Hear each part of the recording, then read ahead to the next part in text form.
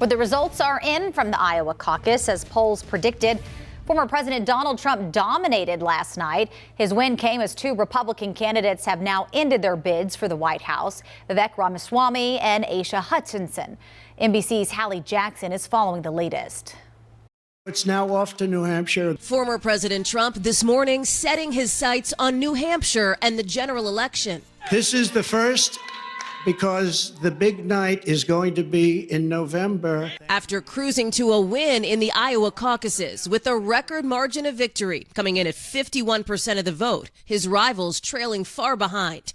Mr. Trump now making the case for his competitors to coalesce behind him. I really think this is time now for everybody, our country, to come together. The former president winning nearly every voting bloc, including caucus goers without a college degree, the very conservative, white evangelicals, and those over 65. He's a man that will say what he thinks and tells the truth. The night showing many Republicans intense loyalty to Mr. Trump. Despite the former president facing 91 felony charges, 2/3 of caucus goers consider him fit to be president, even if he were to be convicted of a crime, according to our NBC News entrance polls. They also showed a majority agreed with Mr. Trump's lies that the 2020 election was illegitimate. Across Iowa, historically low temperatures and low turnout, too, with roughly half the number of caucus goers compared to 2016.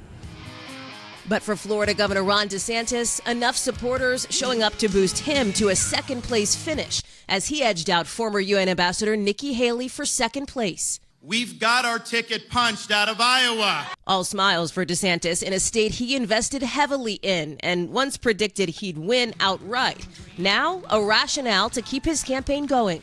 We have a lot of work to do. The focus now shifting to New Hampshire, where the margins appear much closer. We're on to New Hampshire. Haley looking to gain ground on Mr. Trump, who has only a single-digit lead in recent polling.